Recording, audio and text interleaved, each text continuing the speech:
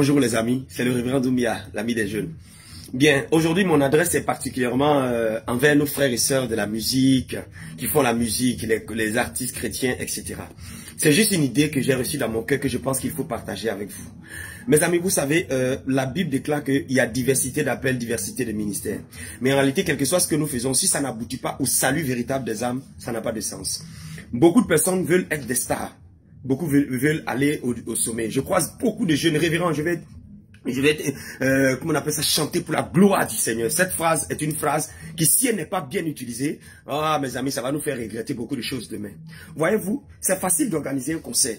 C'est vrai que pour organiser un concert ou tout ça, là, il y a beaucoup de dépenses. Et donc, je trouve normal qu'on puisse payer un ticket pour aller à un concert.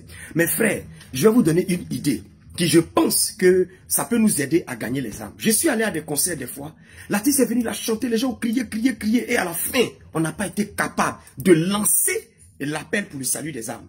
Il n'y a pas une personne, par exemple, qui est venue pour dire, ah, vraiment, est-ce que dans cette foule ici, tu es là, tu n'as pas reçu Jésus, viens devant. Il y a eu des concerts comme ça. Mais mes frères, ne faisons pas les choses pour dire que non, c'est pour le salut des âmes, c'est pour le salut des âmes. Ça va nous permettre d'avoir de l'argent, avoir du matériel, avoir un studio, bâtir une maison de production. Tout ça c'est super, tout ça c'est merveilleux. Mais mes frères, je vais vous donner une idée. Dans la préparation d'un concert, dans la préparation, je sais pas, d'un playback, je ne sais quoi, mais c'est pas mon domaine, mais je souhaiterais ceci, s'il vous plaît. Vous avez par exemple le staff managérial, il y a le producteur, il y a le manager, on prépare la technique, on prépare les luminaires, on fait les répétitions pendant des mois. Maintenant, dans cette équipe-là, quelle est l'équipe qui est chargée du suivi et de l'encadrement des âmes qui vont se convertir lors du concert? Beaucoup disent, mais moi je ne suis pas évangéliste, je suis un chanteur, mais faites très attention. Je pense très bien que Dieu va plus t'inspirer si, tu es un artiste, chanteur, intercesseur. 2, tu sors dans les rues pour annoncer l'évangile. Il y a certains cas, ils deviennent artistes, c'est fini. Parler de Jésus à quelqu'un, sortir même dans les rues là, c'est compliqué. Or, je crois que votre célébrité, votre popularité devait vous permettre en réalité d'attirer plus de foule et de parler de Jésus-Christ de Nazareth. Sinon, au finish, les cachets peuvent être un piège pour vous. Mes amis, je vais insister dessus. Dans votre staff là, ayez 3, 4, 5, 6 personnes. À chaque fois, vous lancez l'appel. C'est juste une idée, une contribution. Maintenant, dans la foule, il y aura des jeunes, il y aura des hommes, il y aura des femmes qui vont se lever. Et quand ils arrivent, on acclame le Seigneur. Et dans un coin à côté là-bas, l'équipe a déjà préparé la table, un petit cocktail. L'artiste même descendra après pour les serrer la main.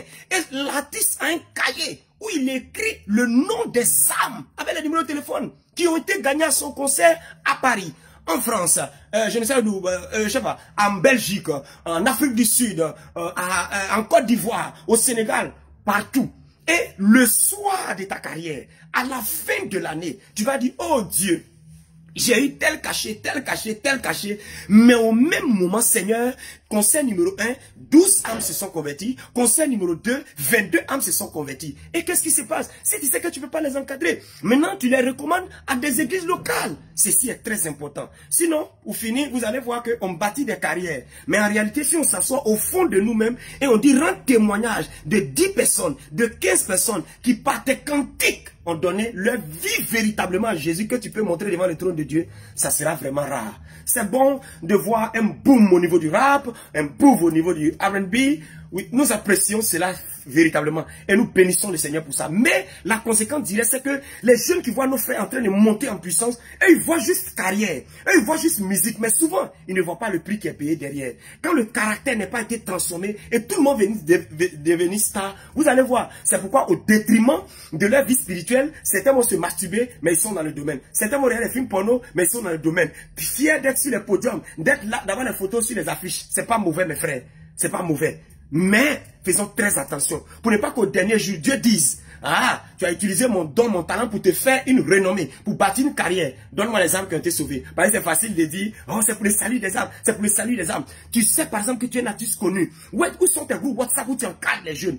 Où sont tes groupes WhatsApp que tu exhortes? Parce qu'il me dit, un ministre de l'évangile ne sait pas seulement chanter, il sait exhorter, il sait encadrer, il sait bénir. Ceci est très important. Donc désormais, artiste est ton cahier du salut des âmes. Tu allais faire un freestyle à quelque part, tu as rappé à quelque part. Faut pas avoir honte, tu dis, est-ce qu'il y a quelqu'un qui veut donner sa vie à Jésus? Avant j'étais volé, j'étais drogué. Tu veux donner ta vie, super, viens, viens, viens. L'équipe, occupez-vous d'eux.